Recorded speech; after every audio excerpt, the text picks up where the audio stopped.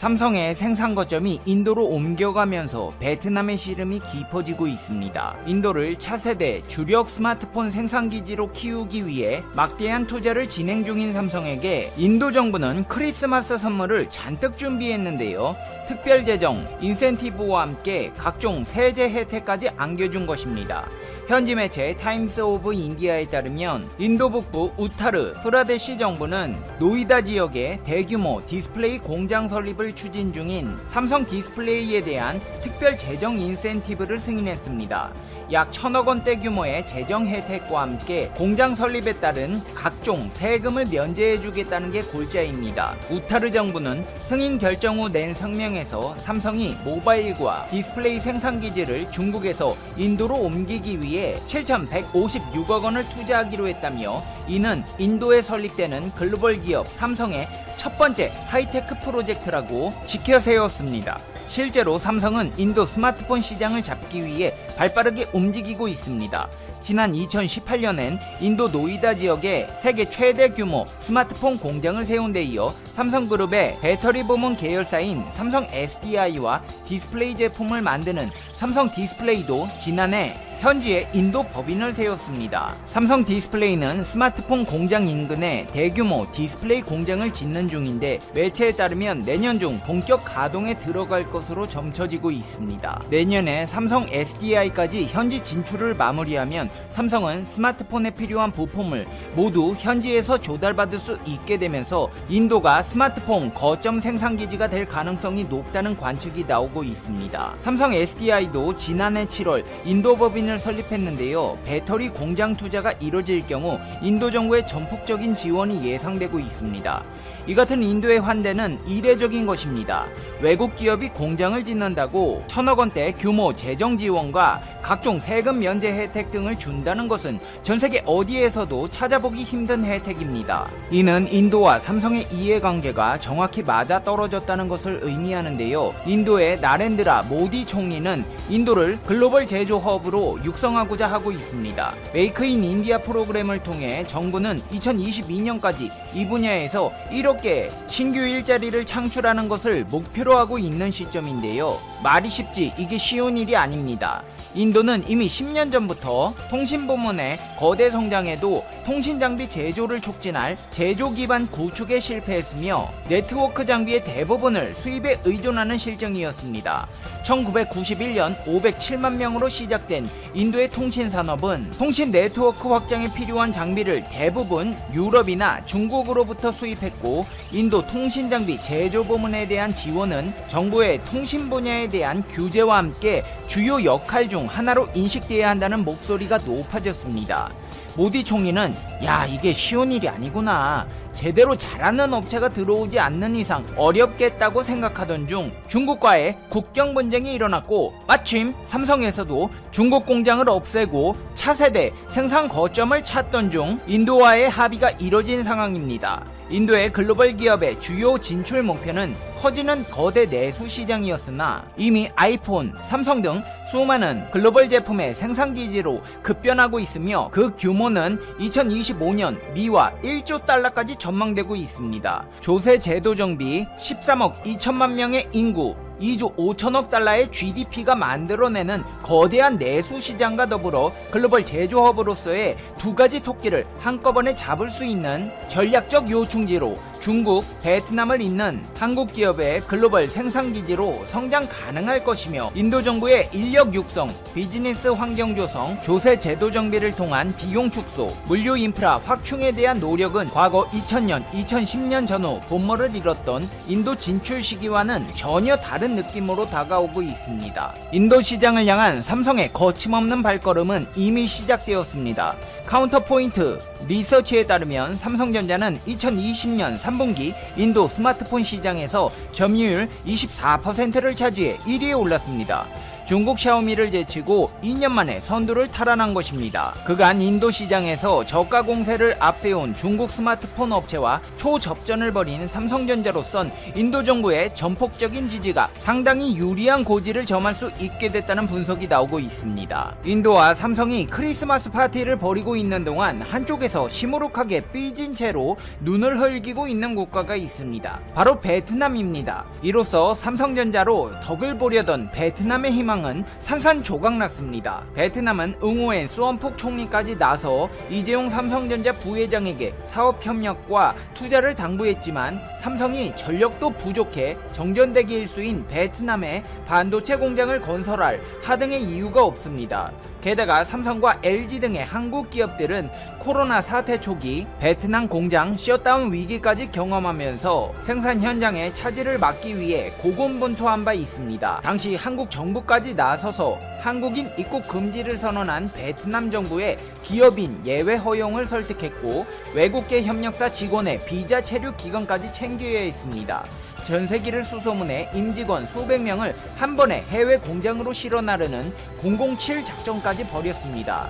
삼성 등의 기업들은 반도체 산업협회와 전국경제인연합회 등의 사정을 알렸고 산업통상자원부 공무원들을 만나 절박한 사정을 읍소한 끝에 겨우겨우 하늘길을 텄고 셧다운만큼은 막을 수 있었습니다. 정많은 한국인들이라지만 두 번은 안 속습니다. 게다가 베트남을 대신할 세계 핸드폰 시장 2위 거대한 인도를 만난 이상 삼성은 물 만난 고기처럼 스마트폰을 팔아댈 것입니다. 인도 스마트폰 시장은 연 1억 5천만 대 규모로 중국 3억 6,200만 대에 이어 두 번째로 큽니다. 특히 여전히 피처폰을 쓰는 이용자가 40%에 달하는 등 스마트폰 보급률이 낮아 향후 성장 가능성이 큰 시장으로 꼽힙니다. 올해 상반기만 해도 샤오미를 필두로 비보, 오포 등 중국 스마트폰 제조업체들의 점유율이 70%에 육박할 만큼 중국이 독주했던 시장이지만 지금은 상황이 완전히 바뀌었습니다. 앞으로 중국 기업들은 인도에서 힘을 쓰기 힘들 것입니다.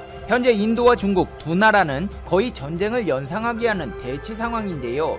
인도 정부는 국경 문제로 갈등 중인 중국을 상대로 연일 비난의 목소리를 내고 있습니다. 아누라그 스리바스타바 인도 외교부 대변인은 온라인 언론 브리핑에서 지난 몇 달간 라다크 동쪽에서 발생한 군사 대치의 원인은 중국의 일방적인 행동 때문이라고 지적했습니다. 스리바스타바 대변인은 중국이 실질 통제선의 상태를 일방적으로 바꾸려 했다. 그런 행동은 실질 통제선을 따라 평화와 평온을 보장하려는 양자합의와 프로토콜을 위반한 것이다. 우리는 중국 측이 최근 양국 간 합의를 엄격하게 준수하고 있고 대화로 국경 문제를 풀기 위해 노력하고 있다는 내용의 성명을 낸 것을 알고 있다. 중국이 말과 행동을 일치시키기를 바란다고 말했습니다. 이런 이유로 인도의 중국 버리기는 가속화되고 있습니다. 중국과 인도 간 국경 충돌이 강도 높은 경제보복 조치로 비화되고 있는 것인데요. 인도는 화웨이와 중흥통신 같은 중국산 장비를 통신망에서 단계적으로 폐기하기로 했다고 밝혔습니다. 인도 정부는 아직 공식적으로 화웨이와 중흥통신과 같은 중국산 장비 공급업체를 사용하지 말라는 명령을 내리지는 않았습니다. 그러나 인도 통신업계 고위 임원들과 정부 관계자들에 따르면 인도의 주요 부처는 최근 5G 이동통신을 포함해 앞으로 네트워크망에서 이루어지는 모든 투자에서 중국 장비를 배제하기로 결의했다는 사실이 언론과의 인터뷰를 통해 전해졌습니다. 인도 통신부 관계자는 파이낸셜 타임즈와의 인터뷰에서 5G 테스트 과정에서 중국 기업 참석을 이미 배제했다고 밝혔습니다. 분노한 인도 국민들은 중국 제품 보이콧 차원에서 대대적인 불매운동을 하고 있으며 이미 틱톡과 위챗을 비롯한 59개 중국산 앱은 사용을 금지했고 인도 국영통신사인 BSNL과 MTNL 역시 일찍부터 중국 장비 사용을 금지했습니다. 인도 시민단체들은 정부의 전례 없는 조치는 최근 시민 호응을 얻고 있는 중국 불매운동에 큰 도움이 될 것이라며 환영했고 인도의 반중 정서는 갈수록 심해지고 있습니다. 중국 통신사들은 위기를 맞고 있습니다.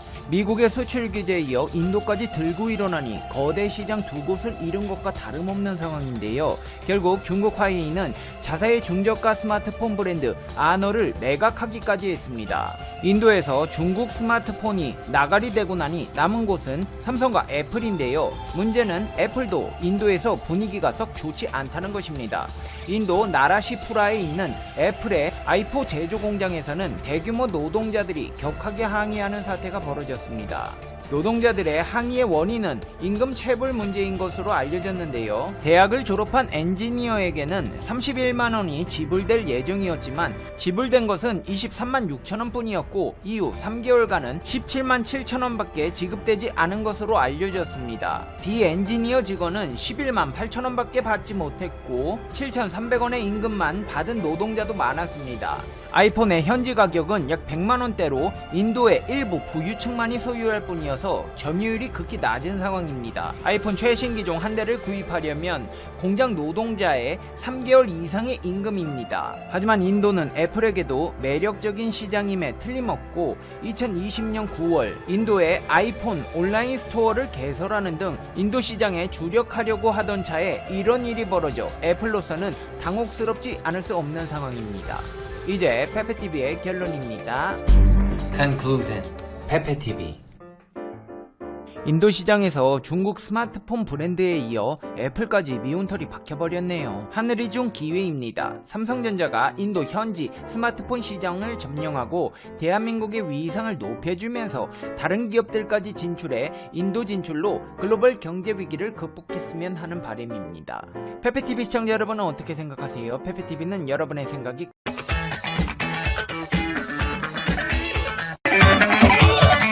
베트남 내에서 일하는 중국인들이 늘면서 일부 지역에서 일명 차이나 타운이 형성되자 현지에서는 이를 제재하라는 요구가 커지고 있다.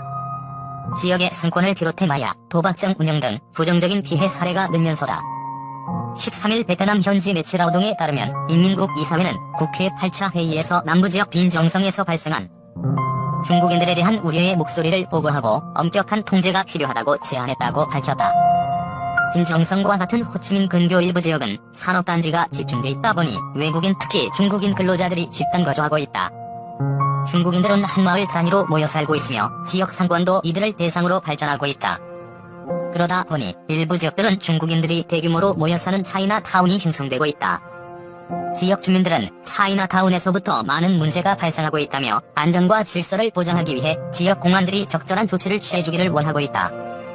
외국인 집단거주 지역이 커지다 보니 불법 체류자 문제를 비롯해 불법 카지노 게임 사업장, 도박장 등 지역사회에 피해를 주는 여러가지 문제가 발생하고 있기 때문이다. 앞서 베트남 북부 항구도시인 하이퐁에서는 중국인들이 운영하던 불법 도박장인 아워시티가 문제가 되기도 했다. 일단 국회 상임위원회는 외국인의 입출국 및 환승, 거주 등에 관한 법률을 보완하고 안내하는 문서를 발행키로 결정했다. 또 외무부는 외국인의 국가관리 강화에 대한 총리 지침을 발표하고 범죄 행위를 목적으로 입국하는 사례를 적극적으로 방지한다는 입장이다. 동시에 외국인들을 대상으로 하는 숙박시설, 취업시설, 상거래시설 운영에 대한 관리를 강화하고 조건부 사업투자에 대한 인증서 부여에 대해 엄격하게 통제키로 했다. 베트남이 불법 도박 온상제가 된 이유는 베트남 북부 하이퐁시에서 불법 도박 사이트 운영에 가담한 중국인 380명이 검거됐습니다. 이들을 한꺼번에 검거하기 위해 치밀한 건물 봉쇄 작전이 펼쳐졌습니다. 지역 공안은 물론 군부대도 투입됐습니다. 외국인 범죄 조직 가운데 역대 최대 규모를 일망타진했다는 보도가 이어졌습니다. 하지만 베트남을 외국인 불법 도박의 원산지로 방치했다며 당국에 대한 비판 여론이 쏟아져 나오고 있습니다. 지난달 27일 현지 공안과 군인들 500여 명이 하이퐁의 주상복합 빌라 아워시티를 포위했습니다. 시민위원회에 27명의 중국인만 체류 신고가 되어 있던 건물입니다. 스포츠, 복권, 게임 등의 불법 온라인 도박 사이트를 관리하던 380명이 검거됐습니다. 이들은 24시간 동안 외부와의 접촉을 차단하고 건물 안에 머물렀습니다. 2010년에 홍콩 업체가 지은 아워시티는 초기 설립 허가와 달리 건물 계획이 수차례 변경됐습니다. 호텔과 연수시설, 고급 놀이공원이 들어설 고층 주상복합 단지로 초기 설립 허가 났던 이 건물은 3층으로 완공됐습니다. 이번에 체포된 중국인들은 대부분 10에서 20대로 알려졌습니다. 이번 사건은 곧 중국으로 넘겨질 예정입니다. 몇천만 원 수준인 주변 집값과는 달리 아워시티의 시세는 50에서 70억 동, 우리 돈으로 2에서 3억 5천만 원이었다고 합니다. 새로운 사람들의 입주를 차단하기 위한 부동산 업체와의 꼼수였습니다. 현지 주민들의 제보는 이어졌습니다. 마을 주민 판권다오 씨는 이곳에 중국인들이 많이 거주한다는 것을 알고 있었지만 출입이 엄격하게 통제된다는 것을 이상하게 여겼습니다. 주민들을 대상으로 수재민 모금 활동을 할 때 건물에 들어가려고 했지만 거부당했다고 합니다. 좀처럼 사람들이 드나드는 모습은 없지만 24시간 동안 일부 방에 불이 켜진 것도 특이했다고 말합니다. 대규모 검거 성과에 대한 호의적인 여론보다 비판 여론이 불거졌습니다. 버젓이 불법 행위를 할 동안 관리 감독을 하지 못한 당국이 문제라는 것입니다. 하이퐁 씨와 쩐kin군 인민위원장은 부처별로 외국인 관리 업무가 제각각으로 나뉘어 어렵다고 토로했습니다. 군 관계자의 단속 권한은 위생이나治安 문제의 하나입니다. 군 인민위원회는 외국 기업의 사업 계획을 보고받습니다. 하지만 외국 업체 측이 제출하지 않는 경우 강제할 권한이 없습니다. 외국인 기업의 세부 정보 제출은 출입국 관리소에 하도록 규정되어 있기 때문입니다. 이 또한 편의상 온라인으로 등록할 수 있습니다. 하이퐁 씨 또한 관광비자로 입국한 이들이 불법 체류할 경우 관리가 힘들다고 말합니다. 하이퐁 씨 인민위원회는 현재 시에 체류하는 외국인이 3,035명에 달할 것으로 파악하고 있습니다. 하지만 언더그라운드, 즉 불법 체류자 등을 추산한 수치로 정확하지 않다고 말합니다. 하이퐁 씨는 한국 기업 LG와 현지 자동차 기업인 빈페스트 등이 들어선 베트남의 대표적인 경제 특구입니다. 261개 기업이 입주했는데 이 가운데 중국인이 50%, 한국인과 일본인 순입니다. 하이퐁 공안부는 2013년부터 도박과 마약 등의 혐의로 적발된 외국인 범죄 사건이 400건에 달한다고 밝혔습니다. 최근에는 하이퐁 안중 마을에서 보이스피싱 중국 일당이 적발되기도 했습니다. 외국인들에게만 카지노 출입을 허용하던 베트남은 2017년부터 이를 완화했습니다. 월 수입이 1,000만 동, 우리 돈으로 50만 원이 넘는 21세 이상 베트남인들도 일부 지역 출입이 가능합니다. 온라인 도박은 여전히 불법입니다. 남중국해는 중국과 베트남의 영유권 분쟁이 일어나고 있는 곳으로 베트남에서는 통일하고 부르고 있다. 베트남 정부는 중국의 조치를 거부하면서도 자국 어민들에게 남중국해, 중국과의 경계점인 통킹만, 경계선 동쪽 지역에서의 조업은 피하라고 당부했다. 중국과 불필요한 충돌을 방지하기 위한 조치로 풀이된다. 베트남업협회는 베트남 주권이 적용되는 해역에 대한 중국의 이 같은 일방적인 결정은 가치가 없다며 반대하는 입장을 내놨다. 베트남 외교부도 중국의 이 같은 조치에 분명한 반대 입장을 밝히고 중국 정부의 상황을 더 복잡하게 만들지 말아달라고 주문했다. 네티토항 외교